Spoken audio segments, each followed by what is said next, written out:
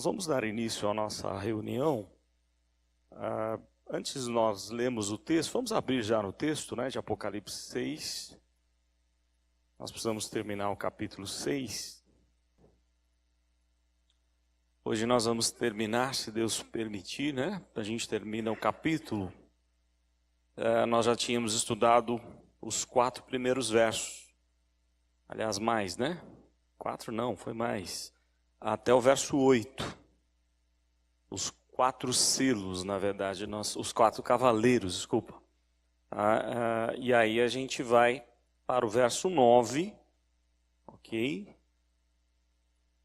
Estudamos os 4 selos com os 4 cavaleiros, agora nós vamos estudar os demais selos, até o final do capítulo. Então vamos lá, nós vamos ler Apocalipse 6, de 9 a 17, ok? Apocalipse 6, 9 a 17. Nos diz assim a palavra do Senhor. Quando ele abriu o 5º selo, vi debaixo do altar as almas daqueles que tinham sido mortos por causa da palavra de Deus e por causa do testemunho que sustentavam. Clamaram em grande voz, dizendo: Até quando, ó soberano Senhor, santo e verdadeiro, não julgas nem vingas o nosso sangue dos que habitam sobre a terra? Então a cada um deles foi dada uma vestidura branca, e lhes disseram que repousassem ainda por pouco tempo, até que também se completasse o número dos seus conservos e seus irmãos que iam ser mortos, como igualmente eles foram. Vi quando o Cordeiro abriu o 6º selo, e sobreveio grande terremoto. O sol se tornou negro, como saco de crina, a lua toda como sangue, as estrelas do céu caíram pela terra como a figueira, quando abalada por vento forte, deixa cair os seus figos verdes, e o céu recolheu-se como um pergaminho quando se enrola. Então todos os montes e ilhas foram movidos do seu lugar. Os reis da terra, os grandes, os comandantes, os ricos, os poderosos, e todo escravo e todo livre, se esconderam nas cavernas e nos penhascos dos montes, e disseram aos montes e aos rochedos: Cai sobre nós e escondei-nos da face daquele que se assenta no trono e da ira do Cordeiro, porque chegou o grande dia da ira deles. E quem é que pode suster-se? Termina aí com essa pergunta, Então nós vamos para o estudo do livro, seguindo aqui essa tradução que eu passei para vocês, ok? O texto lá no verso 9, bom, deixa eu recapitular, Melhor a gente recapitular para poder compreender. Depois daquelas visões, daquelas cartas que foram enviadas, aliás, ele tem uma primeira visão, não é isso? Capítulo 1, primeiro capítulo. João tem uma primeira visão lá na ilha de Patmos, ele vê o Cristo ressurreto, soberano, poderoso, cheio de glória, de majestade. E isso aquietou seu coração e empolgou ele a transmitir essa visão para a igreja, para as igrejas da região da Ásia Menor. Aí ele recebe algumas cartas, ele envia essas cartas para as igrejas, são cartas do próprio Cristo. Cristo mandando João escrever essas cartas às igrejas do Apocalipse. E depois, a partir, terminadas as cartas, capítulos 4 e 5, há uma visão que ele tem do trono de Deus, onde no primeiro capítulo ele vê toda a glória do Deus Pai assentado no trono. Ele não quer de forma alguma usar o nome de Deus, ele não ousa chamar Deus do Yahvé, por exemplo, Ele sempre fala aquele que está sentado no trono, com uma reverência, um temor muito grande que João tem da presença gloriosa de Deus. A visão que ele tem é semelhante a de Ezequiel, é semelhante a de Daniel, é semelhante a de Zacarias. E no capítulo 5, ele vê que o Cordeiro é o único digno de abrir o livro da vida, o livro dos planos de Deus, o livro dos decretos eternos de Deus. Se ninguém abrir, os planos de Deus são frustrados. Mas o Cordeiro é digno, ele é achado digno, ele tem capacidade, poder, dignidade para tomar o livro, abrir os selos, e assim ele toma o livro e vai se assentar com o seu Pai no trono. Então é a coroação de Cristo. Cristo, quando foi ressurreto, ali é o texto que mostra como foi essa coroação do Senhor Jesus no céu. Então ele se assenta no trono para reinar. Lembram quando ele disse, antes de ir embora daqui, desse mundo, que todo o poder e autoridade foi lhe dada no céu e na terra. Então a referência de João é aquele ensino que Jesus mesmo havia lhe dito. Todo o poder, o trono do universo está sendo comandado por ele. Ele está sentado no trono juntamente com o seu Pai. E aí, a visão do capítulo 6 continua essa visão da presença de Deus, onde Jesus vai abrir os selos. E cada um dos selos vai representar não apenas algo que aconteceu no momento da história, mas em toda a história até a volta de Jesus. Ou seja, nós partimos do seguinte princípio de interpretação. Do que acontece aqui, quando a Bíblia se refere aos últimos dias, por exemplo, ela não está se referindo exatamente à volta de Jesus apenas. Também se refere à volta. Mas a ideia é, desde quando ele foi assunto aos céus e recebeu toda essa coroação, até a sua volta. Até o seu retorno. Essas coisas vão acontecer como prova para cumprir as profecias que ele mesmo deixou em Marcos 13, Mateus 24, os sinais da sua vinda, dentre eles há muitos aqui, conforme o texto de Apocalipse coloca. Então, começa os primeiros selos, os 4 cavaleiros. O primeiro cavaleiro é o mais complicado de entender, qual é a ideia, quem é esse primeiro cavaleiro, o cavaleiro branco que sai vencendo para vencer. Há várias teorias, uma delas que é muito forte no meio evangélico é que ele seria o próprio anticristo, mas é muito difícil de ser essa pessoa do anticristo. Por quê? Porque as referências usadas ali, todas elas apontam para Cristo. Então, as posições da teologia reformada mais aceitas ou Cristo ou o Evangelho de Cristo. E eu prefiro a posição de Joel Bick.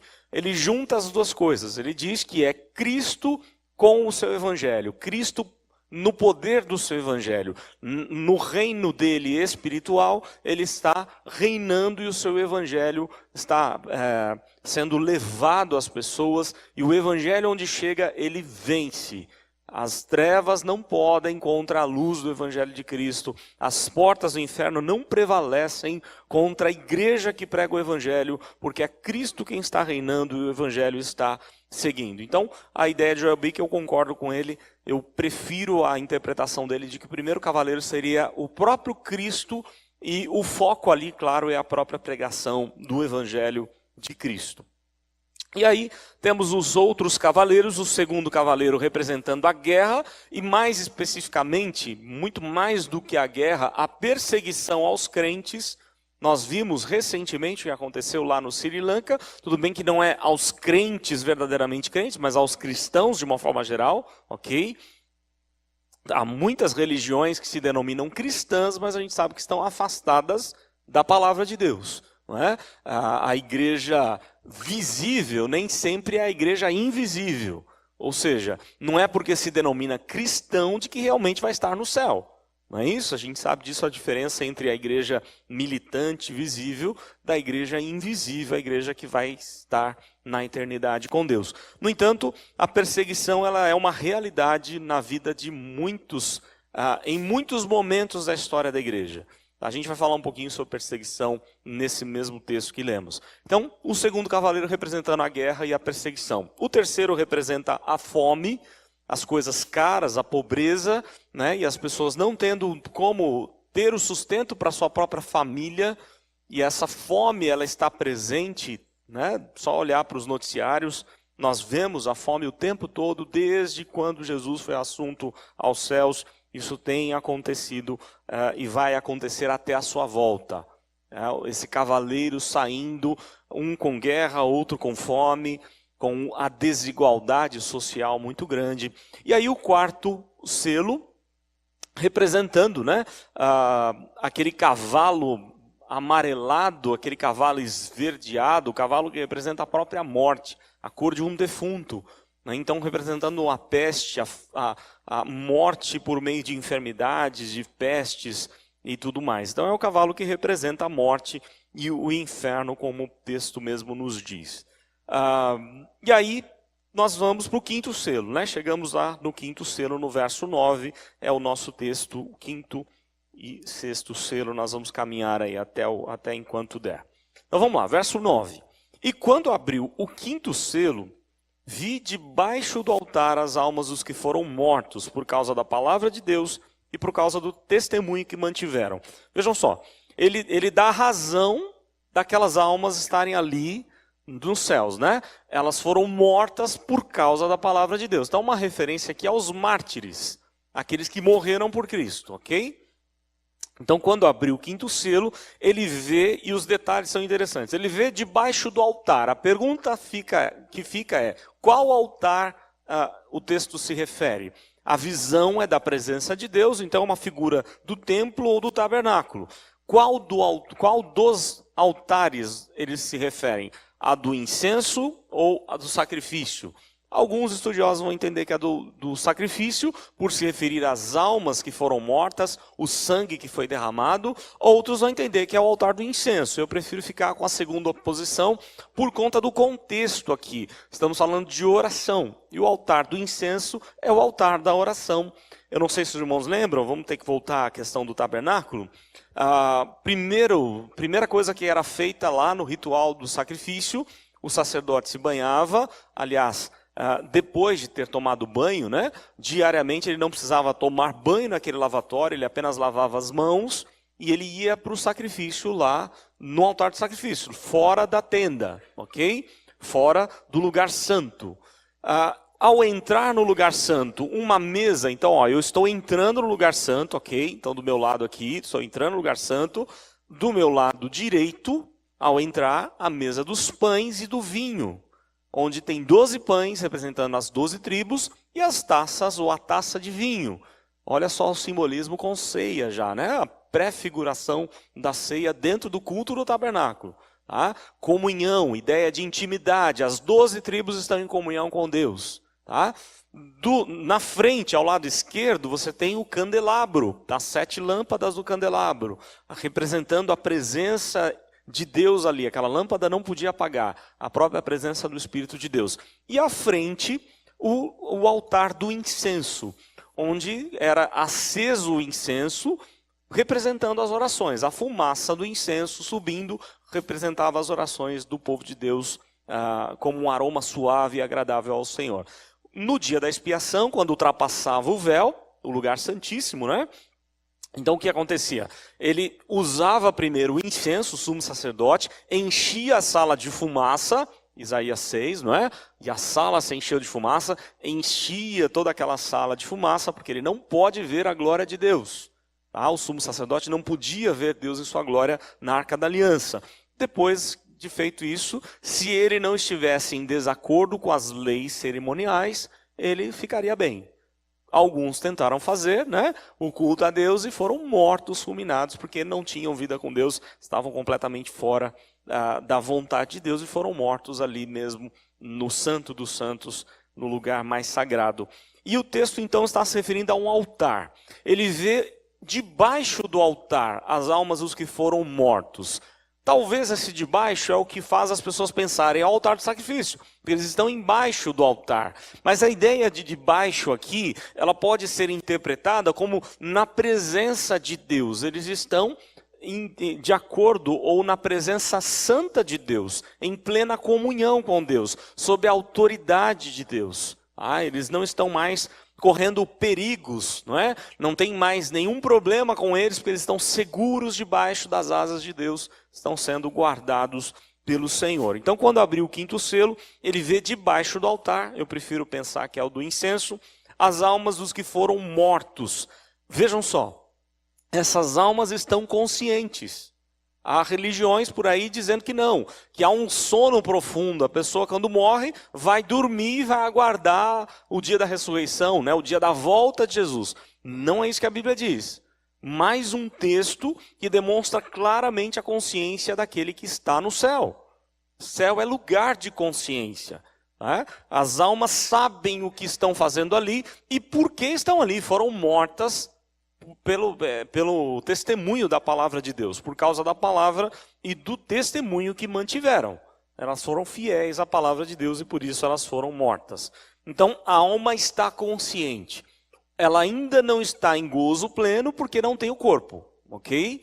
O gozo eterno, a eternidade vai começar, o estado eterno, esse nós chamamos de estado intermediário, ok? O estado eterno vai ser na volta de Jesus. O corpo se encontra com a alma para um gozo eterno. Mas elas estão totalmente conscientes. Aí no verso 10, olha só o clamor, a oração dessas almas. E clamavam em voz alta, dizendo: até quando o Senhor, o santo e verdadeiro, não julgas e vingas o nosso sangue dos que habitam sobre a terra? Olha só que oração interessante. Porque existe uma discussão na teologia, mesmo dentro da teologia reformada, alguns pensam que não há memória nenhuma no céu. Alguns acham que não tem memória.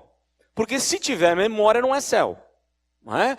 Vamos pensar nos nossos queridos que partiram em Cristo, estão vendo aqui, estão sabendo, mesmo que eles não tenham consciência do que acontece aqui, mas eles sabem, eles têm memória do que acontece, do que nós passamos, o sofrimento que nós passamos, e num contexto de perseguição, essas almas estariam ainda mais aflitas. Então alguns preferem dizer, não tem memória no céu.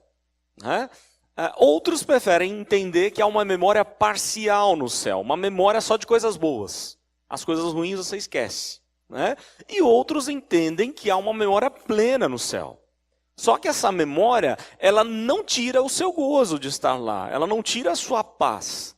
Né? Porque você está na presença de Deus, você está no controle, na segurança de Deus. E isso é tão significativo que há pessoas, eu lembro de um dos professores lá do seminário, que ele acha que a gente erra em cantar alguns hinos. Bendita a hora de oração. Por exemplo, né? Ele acha que tem uma estrofe lá que não dá para cantar. Por quê? Porque você não vai lembrar das horas de oração que você esteve aqui clamando, pedindo a Deus, né? Pelo livramento, por justiça, por isso, por aquilo. Eu prefiro entender que há memória sim no céu, mas que ela não tira a sua paz, não tira a sua alegria, porque o texto vai mostrar as almas dos seres viventes totalmente conscientes e clamando a Deus. Então é muito difícil falar que não tem essa memória. Né? De novo, eu recorro também a Joel Bick, no seu comentário na Bíblia Herança Reformada, naquele texto de Tessalonicenses, né? Aquela dúvida que o povo de Deus tinha, e Paulo está inquieto com isso, está ajudando a igreja, porque a igreja achava assim, então aqueles que estão no céu estão em desvantagem. Porque quando Cristo voltar, eles não vão ver a volta de Cristo, eles estão em desvantagem, eles não vão participar dessa volta. E aí Paulo diz, olha, vocês estão enganados, eles vão voltar com Cristo, eles ressuscitam primeiro, e depois nós seremos transformados para subir, né, para sermos glorificados, a estar com Jesus para o juízo final. Então, na verdade, eles estão em vantagem, porque eles já estão em gozo, ainda que não total, mas eles estão em vantagem. No entanto, estão muito conscientes. A minha dificuldade por entender que não há consciência, é que se não há consciência, então eu não sei o que eu estou fazendo no céu. Eu não sei qual o motivo de estar no céu e nem por que Cristo morreu por mim. Né? Se é para seguir essa ideia, porque há textos bíblicos que falam de um esquecimento, né, da falta de memória no céu, mas se eu seguir isso totalmente literal, eu vou perder a própria referência do que Cristo fez por mim. Então eu tenho dificuldade, eu prefiro essa tese de que há sim memória no céu, há consciência no céu, mas ela não te machuca a tal ponto. Aliás, olha só o que diz o verso 10. Clamavam em voz alta, dizendo... Então algumas coisas aqui. Eles clamam, eles oram a Deus. É interessante, porque nós olhamos para os nossos catecismos ou para a nossa confissão de fé, e nós vamos descobrir assim, que Deus governa todas as coisas por meio da sua providência, ok? No entanto, a doutrina da providência ela está entrelaçada com a doutrina da oração. E nós vemos isso na Bíblia, e nós vemos isso no nosso dia a dia. Deus governa por meio da sua providência, e Ele opera por meio dela, mas também opera por meio da oração dos santos, da oração da igreja. Se nós oramos, essa providência de Deus acontece. Claro, ela vai acontecer independente da nossa oração. Os planos eternos de Deus vão se cumprir. Mas Deus faz com que essas doutrinas, aliás, não só essa, mas várias doutrinas elas se entrelaçam, né? Por exemplo, um Deus que vai sempre fazer a vontade dele, mas que não tira a nossa responsabilidade. Não é? A soberania de Deus e a responsabilidade do homem, doutrinas que estão entrelaçadas, não dá para tirar. Alguém já disse que é como, aliás, outras doutrinas que estão entrelaçadas, fé e arrependimento, elas caminham juntas. Se você tirar, é como se fosse um vagão de trem com um trilho só. Não é? Tira e vê o que vai acontecer. Vai descarrilhar. Precisa das duas doutrinas. E quando nós encontramos a doutrina da providência, ela está ligada à oração da igreja. Deus governa por meio da sua providência, mas Ele próprio faz o povo dele orar, clamar, e as coisas acontecem por meio da providência de Deus. Alguém já disse que não é a nossa oração que faz a diferença, é a providência de Deus, é o Deus que responde a oração. No entanto, Ele faz por meio da nossa oração. Ele inclina o coração do seu povo para a oração. E nós temos diversos exemplos na Bíblia. Aqui a mesma coisa. Eles estão clamando. Eles clamam a Deus incessantemente. Eles perseveram. Em voz alta traz uma ideia de perseverança. Eles estão clamando constantemente a Deus. E qual é a oração deles, né? Clamando por justiça. Vejam que eles não estão pedindo vingança, mas justiça da parte de Deus, não vingança. E o clamor é: até quando o Senhor, o santo e verdadeiro, não julgas e vingas o nosso sangue dos que habitam sobre a terra? O nome aqui, o artigo, né, o Senhor, foi muito bem traduzido aqui na nossa versão atualizada por o soberano. Mas aquela ideia do Adonai, do soberano, daquele que é Senhor absoluto, né, não tem outro Senhor além dele, ele governa todos os detalhes de todas as coisas. Então, a ênfase do texto: até quando o soberano, ou o Senhor, o santo e verdadeiro, não julgas e vingas o sangue dos que habitam sobre a terra? Esse habita sobre a terra aparece no livro do Apocalipse, em diversos textos, você pode ver depois a nota de rodapé e conferir, é uma referência aos incrédulos, principalmente aos perseguidores da igreja, mas uma referência aos incrédulos. Por quê? É interessante, o livro do Apocalipse, ele vai mostrar que só há dois tipos de habitantes na terra: os que creem e os incrédulos. Então, quando a referência de habitam sobre a terra, não é os crentes, é aqueles que não creem. E aqueles que não creem, que zombam de Deus e que perseguem o povo de Deus. Tá? Você pode ler depois aí outros textos na nota de rodapé. Aí no verso 11... E deram a cada um deles, olha só, foi dado a essas almas viventes, né? Foi dado a cada um manto branco, e foi dito a eles para descansarem ainda no tempo pequeno, até que completassem os conservos ou coescravos seus e os irmãos seus que estão prestes a serem mortos como eles. Olha só, eles recebem o manto branco. Essa é uma imagem interessante no livro do Apocalipse, que vai acontecer no capítulo 7, em alguns outros lugares, como que demonstrando uma recompensa pela fé que tiveram. Eles creram e por isso eles recebem um manto branco. Por quê? Porque esse manto, ele representa uma anulação de sentença que o mundo trouxe. O mundo dá uma sentença para nós. Nós já nascemos em pecado. Nós precisamos ser condenados por esse pecado. Mas em Cristo as nossas vestes lembram que Adão tentou cobrir a sua nudez? E não foi possível. Deus é quem cobre a nudez. Expiar pecados, dias da expiação, ou dia da expiação, é cobrir pecados. A ideia é de que só Deus pode cobrir a nossa nudez, só Deus é quem pode expiar o nosso pecado. Então, as referências é essa: nós recebemos do céu um manto branco, um manto de pureza, de santidade, é a glorificação dos santos. Eles estão transformados, eles não têm mais nada com o pecado, eles não podem mais pecar, né? O corpo deles não é voltado, aliás, aqui não há nem corpo, né? Aqui a alma deles não pode voltar a pecar. Claro que depois vão receber o corpo na ressurreição, um corpo totalmente transformado. Então eles recebem um manto branco e foi dito, olha só, quem diz? A voz passiva, indicando que é Deus quem diz. Foi dito a eles para descansarem ainda no tempo pequeno. E aí alguém vai falar: tá vendo? Olha só, descansar, alma, descanse aí, descansa a alma, né? eis o Senhor ao lado, e coisas assim que a gente canta. Alguns pegam esses trechos e falam, tá vendo, é o sono profundo, descansaram. Né? A alma que está no céu é um descanso total. Aliás, alguns nem pensam que é céu. Vai dormir e aguardar a ressurreição. Mas o descanso aí não tem nada a ver com isso. O descanso tem a ver com quietude no coração, tem a ver com confiança, tem a ver com gozo e não dormir. Eles descansam na ação do soberano. O clamor deles é esse: ó soberanos, até quando não vai julgar? Não é essa oração? Eles estão conscientes, eles não estão dormindo um sono profundo, mas eles estão descansados no poder do soberano. Por quê? Porque a resposta, olha só, aqui é a resposta da oração deles. Ainda no tempo pequeno, ou seja, não vai demorar, não é? O tempo de Deus é diferente do nosso. No prisma de Deus, Deus nunca falha e nem tarda. Alguns têm o ditado popular, Deus tarda, mas não fala. Deus não tarda. Aliás, ele nem tem o Cronos, ele tem o Kairos.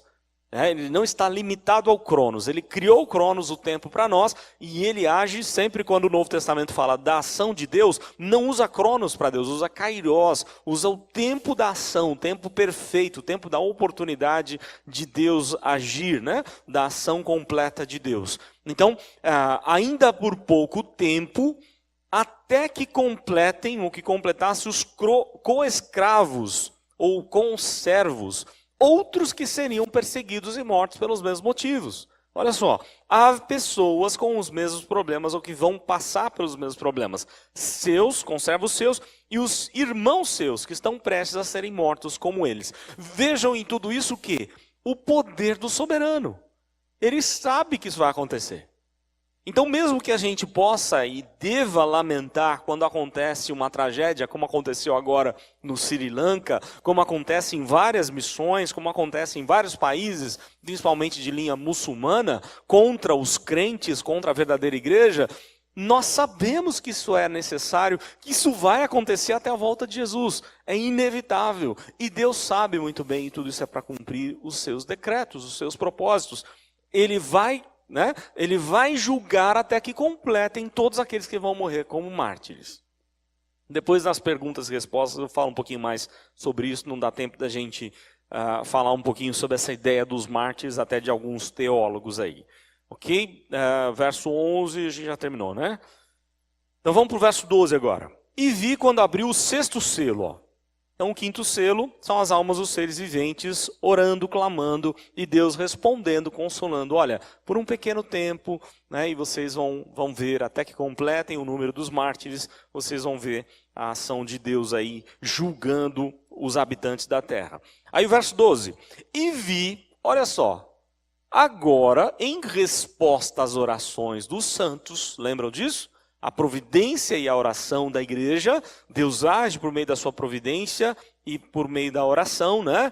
E vi quando abriu o sexto selo. E aí quando abriu o sexto selo, aí sim, a execução do juízo de Deus, né? E um terremoto grande aconteceu. Essa referência a terremoto grande, ela aponta totalmente para a presença gloriosa de Deus. Houve terremoto lá quando Moisés recebe as tábuas da lei, há terremoto quando Cristo está morrendo na cruz, e há terremotos, conforme vários textos da palavra de Deus nos mostram, na volta do Senhor Jesus. Indicando o quê? Juízo de Deus, o juízo final. O terremoto não é pequeno, esse é grande terremoto, vai acontecer, e as coisas todas da natureza vão ficar completamente destruídas ou completamente desfiguradas. Olha só, o sol vai tornar-se negro como saco feito de pelo. A referência ao saco feito de pelo é uma referência à tristeza, à angústia. Lembram que o povo daquele tempo, não só os judeus, mas todo o povo daquele tempo usava, quando estava numa calamidade, usava um saco, não é? Se enfiavam dentro de um saco, demonstrando tristeza, angústia de alma. Davi fez isso quando estava para perder lá o seu filho, né? E você vê várias vezes, em momentos de angústia, o povo de Deus usando essa ideia do saco. E aqui ele diz, o sol vai vestir esse saco, né? É momento de angústia, de tristeza. Não há mais a alegria da luz do sol. Pelo contrário, vem problemas sérios. Talvez a gente não tenha tanta referência aqui, e isso é digno de notar, eu não tinha colocado aqui, mas me lembrei disso agora. Talvez nós não temos tanta referência da importância do sol. Mas para quem está no hemisfério norte, é o caso deles, é o caso dos europeus, o caso dos norte-americanos, canadenses, isso tem toda uma diferença e faz parte da cultura. Se você perceber a ideia da Crônica de Nárnia, não é? Quando aparece o sol, aparece vida, esperança. Por isso há toda uma questão em cima do Natal, da presença da luz, do gelo que vai embora, não é? Do fim desse período. Né? Eles não veem a hora de chegar o momento desse gelo ir embora. A ideia é bastante forte. E agora esse sol que traz toda alegria, esse sol está triste. Ele está vestido de luto, de tristeza. E a lua toda vai se tornar como sangue. Olha só as referências. As estrelas, verso 13. As estrelas do firmamento caíram sobre a terra, como se os corpos celestes estivessem todos despencando. Eles estão caindo. É uma figura, claro, de linguagem, porque não tem como as estrelas são maiores do que a Terra cair na Terra. Não é isso? Mas a ideia é de que você não vai ver mais essas estrelas no céu.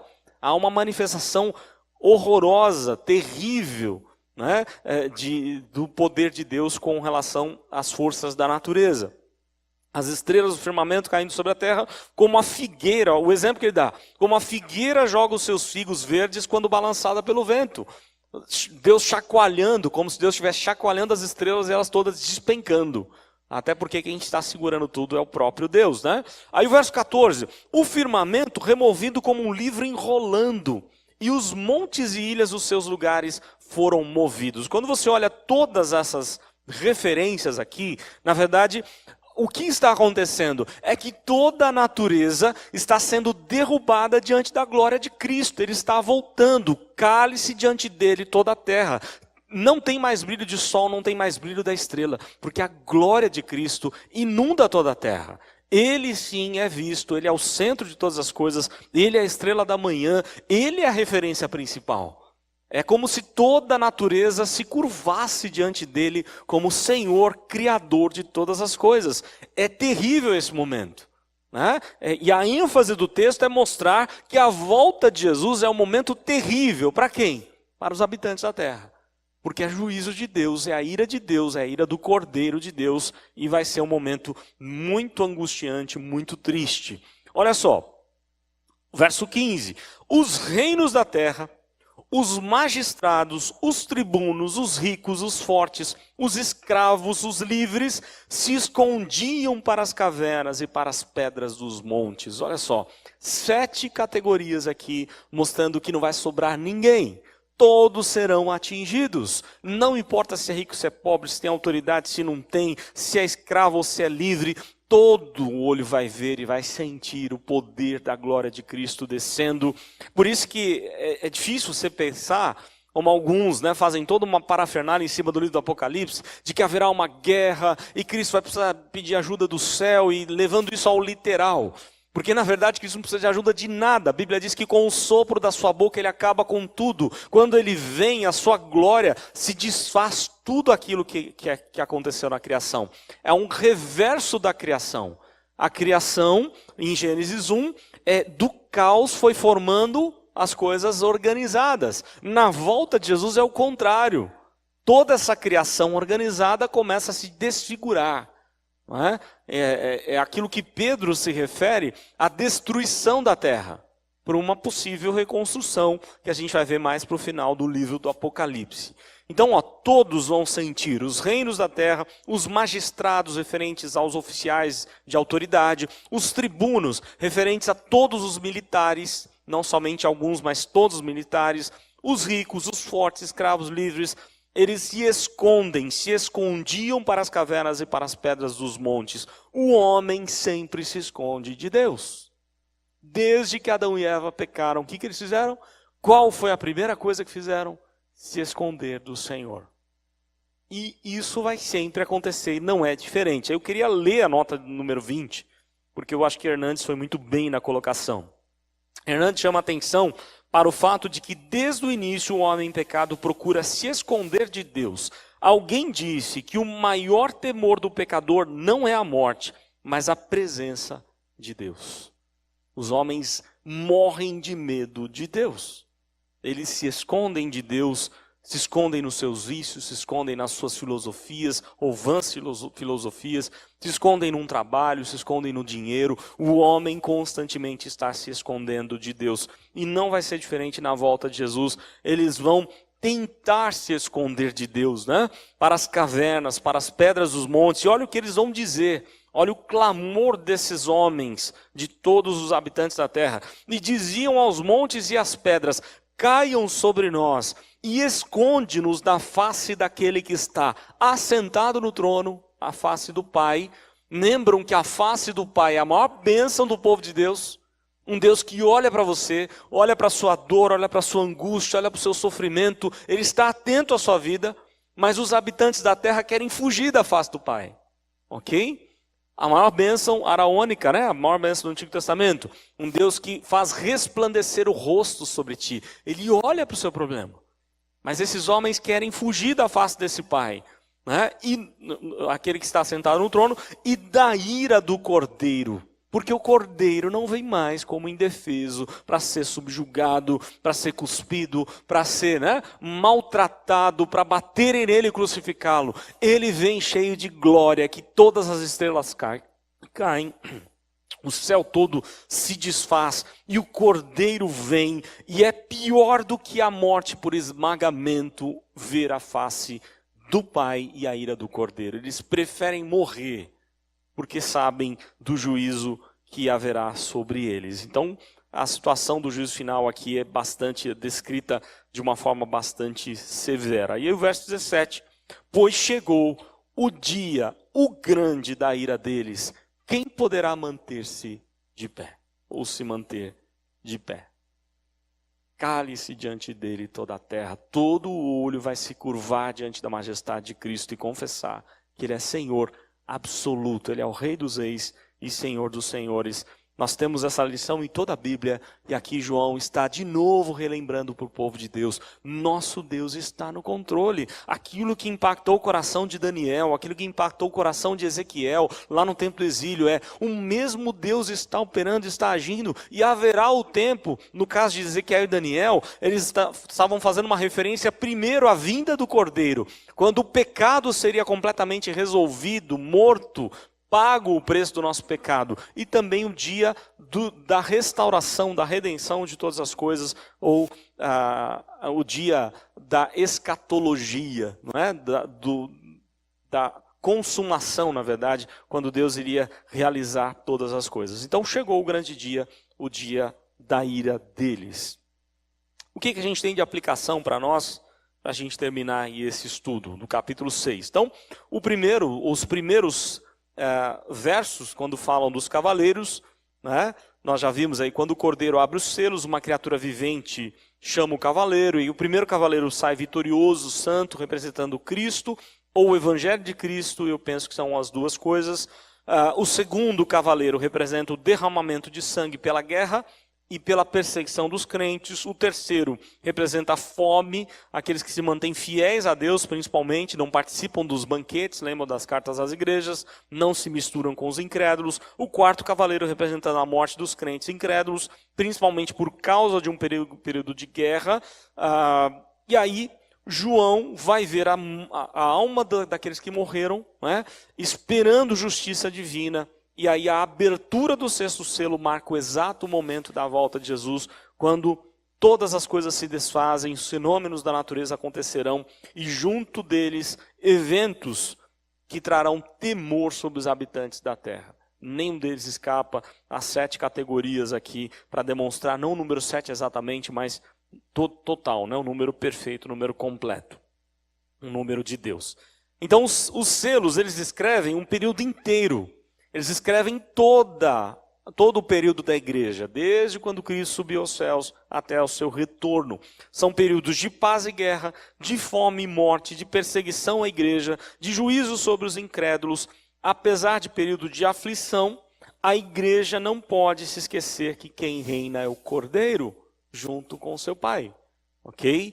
Cristo reina sobre todas as coisas, os eventos acontecem sob o comando do Cordeiro, Ele tem o livro, os selos, Ele abre os selos, Ele é quem determina, permite e controla cada evento do que está acontecendo.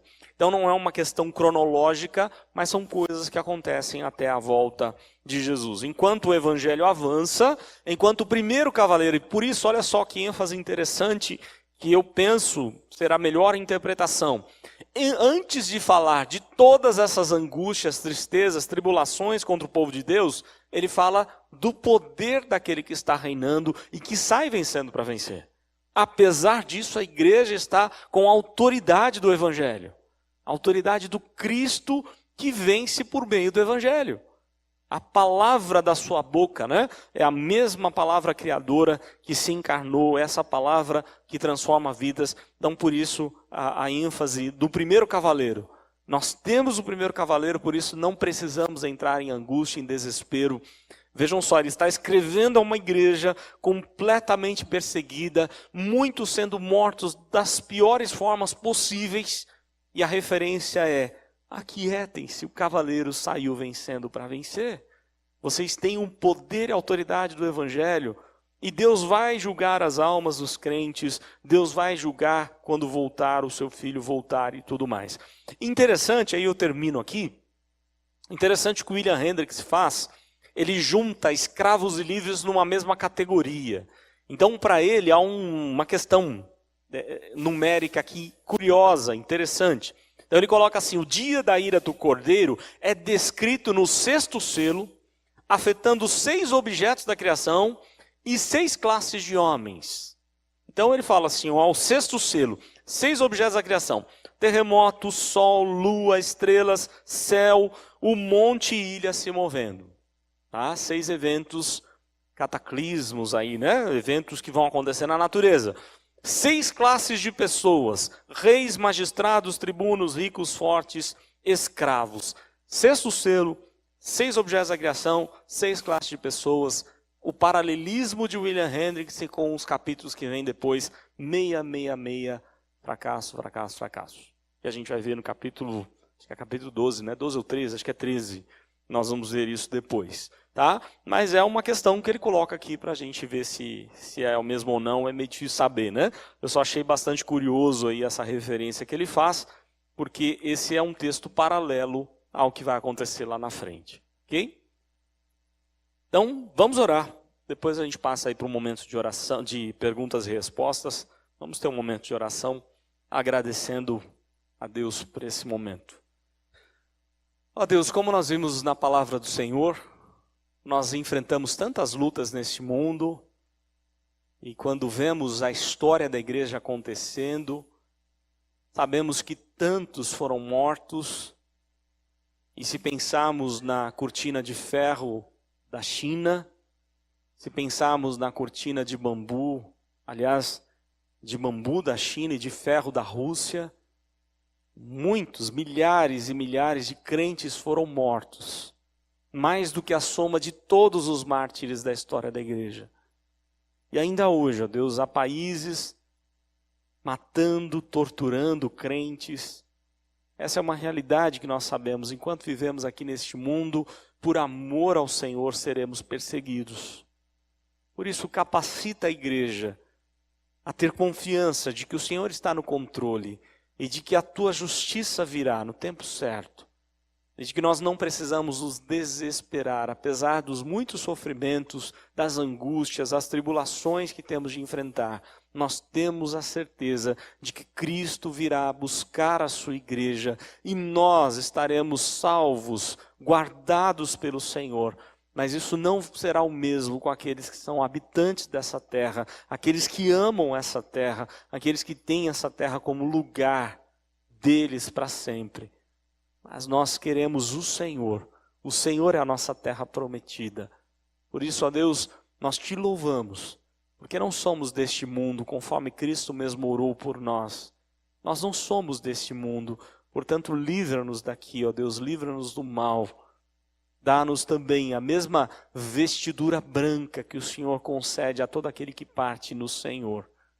Ó Deus, nós Te louvamos pela certeza de que as nossas orações fazem sentido, sobem ao teu trono de glória, de majestade, e que o Senhor responde às nossas orações, não no nosso tempo, mas haverá o tempo certo da execução de cada um dos juízos do Senhor.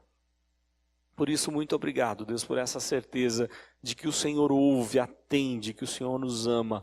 E a prova disso é que esse Cordeiro, cheio de glória e majestade, habita em nós por meio do teu Santo Espírito. Ó Deus, que o teu Santo Espírito possa estar ainda mais pleno, agindo em nós, para que muitos vejam o quanto o Senhor, ó Deus, é glorioso em nossa vida, o quanto o Senhor faz diferença em cada uma das nossas atitudes, pensamentos, tudo o que fizermos. Pedimos tudo isso a Deus, orando agradecidos em nome do Senhor Jesus. Amém.